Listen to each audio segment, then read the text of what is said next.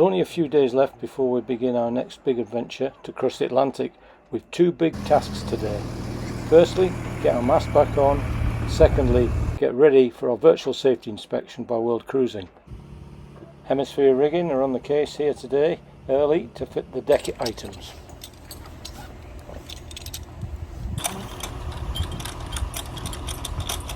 This is our mast, fully rigged and ready to go back in. All the rigging has been replaced and they've done a good job. This is our radar unit. We had to re-drill the bolts that hold it to the mast. It was wobbling about, so they've been replaced with larger diameter bolts. So it's now nice and secure. Radar blipper has been cleaned, Mary scrubbed that.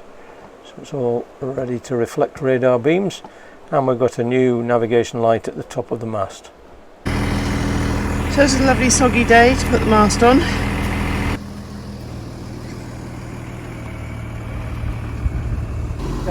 So hemisphere, are they ready? Lifting the mast.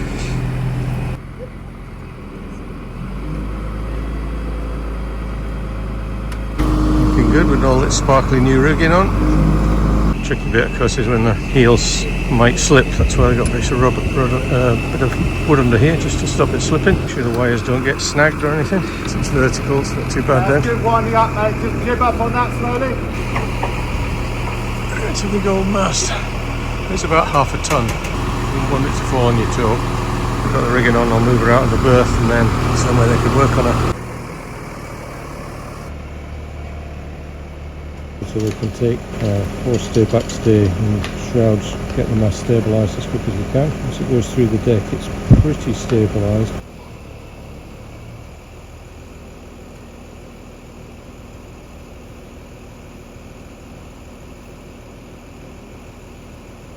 Okay, so in, jib up. Take it to Camillion. Go nice and slow down.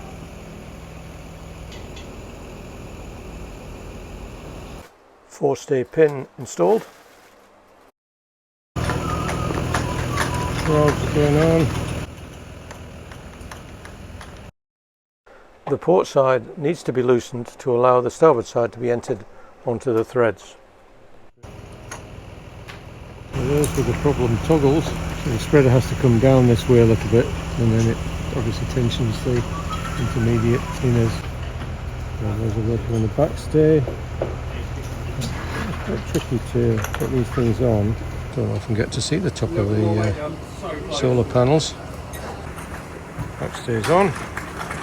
It's now a case of just tightening up a few things. So, day to day, what are we up to? Mast is going back on, yippee! You happy about that? Well, that's the last bit we need to get done by all this lot. It'll be a good rain catcher for when we run out of water, if ever we run out of water. That's true. So nice to have some new rigging. We weren't sure of the age of the rigging in the end, and there were some odd things on the rigging, size of pins and things, so we decided in the end change everything out and we'll be happy. Why not spend a bit more money? Yeah, what's money? If you're in the middle of the Atlantic and things go wrong and you didn't spend the extra pound, you'll be wondering why.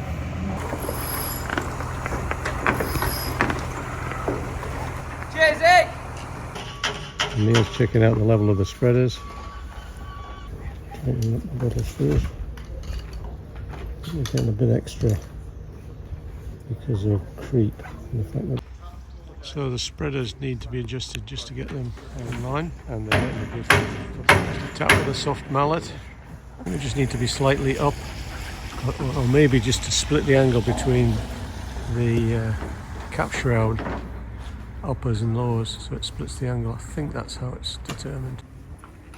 With the mast rigged, she moved her out of the berth, and we got ready for the next activity of the day. So that's us ready for the virtual safety inspection for the Yacht Plus. Whoa. Let's rewind a bit here. We keep talking to you about the Yacht Plus and assuming you all know what it's all about. Perhaps it's better to explain a little bit. The Ark is the Ark Rally for Cruisers.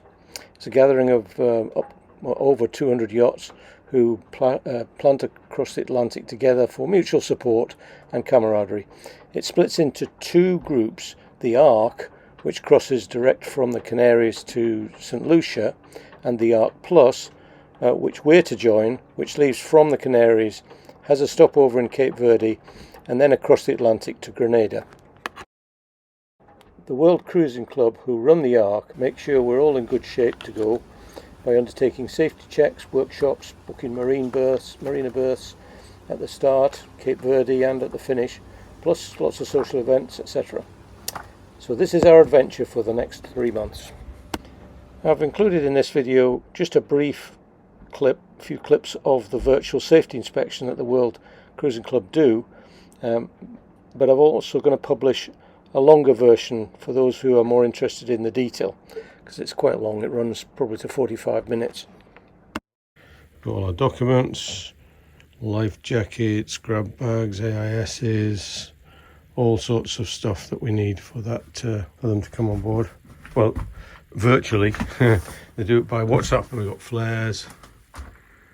Yeah, so hopefully we're reasonably close to what they're looking for, and then if we're not, we get some little notifications to improve, and we'll find stuff or order it on the way down. Emergency tiller. Emergency tiller, yeah. So the emergency tiller is here. I've got it out on deck for you. So it goes in the lazarette. That's the tiller bit, and that's the bit that goes down below deck. And then the cap is under there. That's the main thing, yeah. Yes, it's a bit sad at the moment. Mary keeps a herb garden, but it's died back. Mince, basil and chives. To me, that's the most important thing. I always like growing herbs and things like that in the cockpit. Manual bilge pump in the cockpit is under this little step here, which is there, and the handle's there in that pocket. Is the handle tied to the boat? It has a tie in it, but it's not actually tied on at the moment. You tie it to the D Normally on the other tie side. it to the D on the other side. Yeah, just tie it to the boat. That's great. Okay. Do you have a tricolour on the top of the mast? Yes, we do. Brand new one. And nav lights on bow and stern. And we actually have a spare bow light fitting. So And you can secure your washboard as we go down into the we want to pull the washboard out, Mary, for us. That's the top one, and it has like a lanyard. The bottom one goes in, and then it comes down into this little jammer. Yeah, no, very good. So, you want to do paperwork, or do you want to do fire extinguishers and that sort of stuff? Let's do the fire extinguishers next, since you mentioned it. Fire blanket and extinguishers. I've got an extinguisher under there. One behind you. And then I have a fire stick under here, which I think are quite good. Good. I love those fire sticks. They're brilliant. Well, we've never used one, but we've seen a video of them being used, and we're quite impressed. Yeah, I saw a video of a guy with a car on fire, and he just threw it under the engine hood, and the fire went out. What's the expiry date of your new EPIRB, please? So this one, September 2033. That sounds good. And again, the same applies. If you haven't done a self-test on it recently, do one before departure. Yeah, we That will won't do. be Yeah. We're accidentally. assuming it's okay because it's brand new, so it's only about a week old. So. Oh, definitely do a self-test on Right. it. Okay. Do So. it before you leave Plymouth. Then you know it's going to work. So that one lives on that clip up in the corner there. So that's the kind of boat one, and then we have the other one goes in the grab bag, on the end of the grab bag. Have you made the grab bag up yet? Yeah, the grab bag's all written on. That's in there. Okay, so that's away. Yeah, the grab bags and everything is here. Probably, so that lives in the end of that. Yep, just talk me through what you got on the table. So we've got emergency aerial, which we've got 2 of those, which string up. Spare bulbs for torches and navigation equipment. We've got spare canisters for the life jackets, arming kits. We've got 2 of those. I've got 1 on order. Spare bulbs for nav, so they're in there, and there's 1 spare there. Right, so we've got a searchlight and extension. Brilliant. Mary will demonstrate. My glamorous assistant will demonstrate. That's what I was trying to do. I know we've got to take these, but these actually are not as good as the battery torches for. So we've got this one's been in and you've got the I mean, the only advantage of those old traditional ones is continuous use. Yeah, and so we have the risk of anything battery is the battery's always flat when you need it. Yeah, we have kind of 3 of these really bright ones for deck use, and then this one. It's a bit yellow actually, I must admit. It's a brand new torch, but I wasn't that impressed. If I was looking for somebody, I'd definitely grab this one. But it's surprising. I do quite a lot of search and rescue. The light doesn't have to be that powerful. Right. The advantage of the older style bulb is you have that background so you can pick things up in your peripheral. Right, okay. If you're using an LED light, it's got to be right in the beam of it, like an August lamp, something like that. Good point. Okay, while you've got I saw the documentation there. Right, so we've got ship's registration, which is up to date at the moment, but we'll need to change it by the end of the year because it's out on 24 December. Yeah, so that's next year. Yeah, we're. Oh, that's all right then, yeah. Insurance. So that runs out the end of this, beginning of next month. So we're in conversation with them about that at the moment. But that's the current one. Been talking to us about Bay of Biscay and all the rest of it. The rest of it, yeah. Yeah, they just want it's money making schemes, I think. So then we've got certificate for the John Boy service. So that was. Next full service is next year on that one. This is the registration for the EPIRBs. So we have the 2 that you've seen, and we also have one for Mary and one for me in our life jackets, as well as the AISs. Oh, okay. Are they the new MOB3s or are they the personal 406s? Those are 406s, I think, because they're older ones that we had on the previous boat. But we've got AISs in the current ones, and a beacon programming certificate for the new one. I've got what else is under there? Offering amnesty days, but there's probably not one in Plymouth before you depart. Yeah.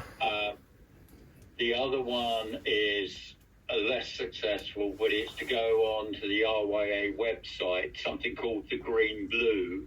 Oh yes. They list centres that accept out-of-date flares. Right. Otherwise, it's you've got your new flares. Otherwise, I would have recommended that wherever you buy your flares from, they have to take the old flares, although they can charge you for that. Okay. Well, Mary's pointing out her new first aid kit. So we've got 2 first aid kits in there. and a burn kit. And a burn kit, and then behind that. I'm glad you've got a burn kit. Yeah. And then we've got our 2 squares of orange fabric to put on the coach roof. Apparently you need that. It's if you're racing, that's all right. But you're not racing. No. That's the main. No, that's for the helicopter, isn't it? Whatever. So, anything else that we can show you? Right. The first leg of our adventure is going to be the feared Bay of Biscay. But with light winds forecast for the first half of the passage and for the Spanish Atlantic coast, we'll be doing some motoring. So this morning's task is to sort out the fuel filters, just change them.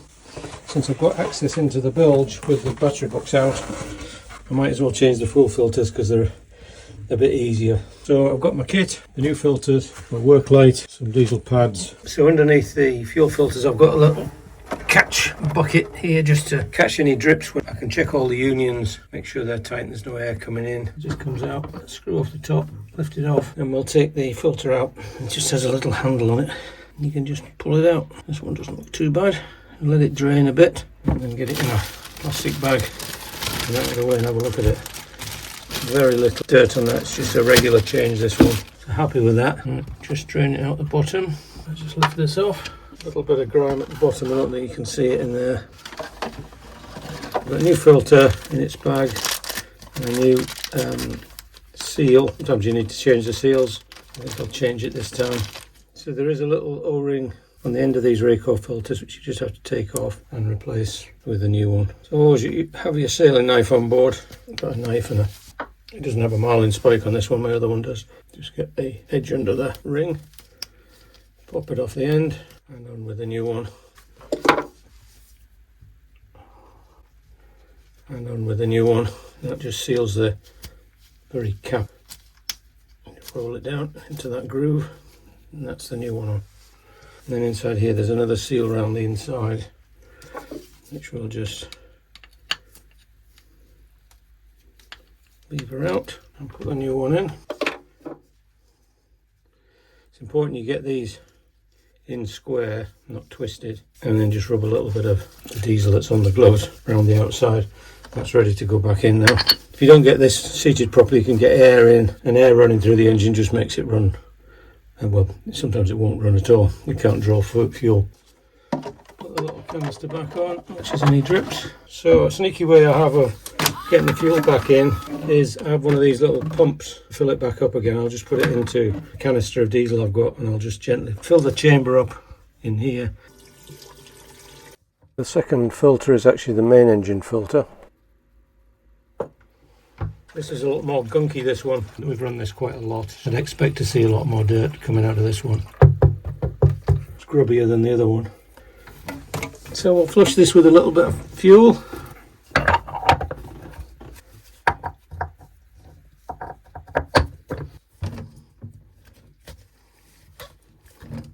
That's it.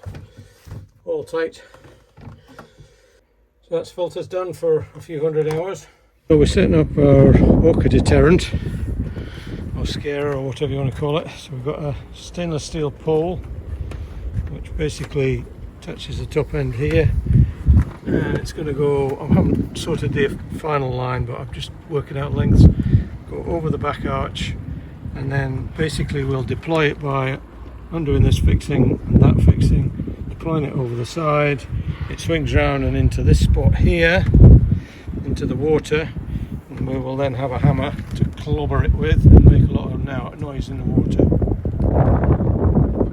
I don't know if it'll work, but it's the only thing we've got at the moment.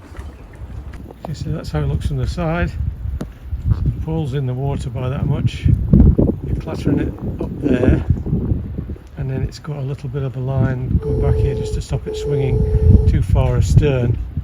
Hopefully there's enough sound to just scare them a bit from approaching the old rudder. Okay, this is the Mark II Orca scarer.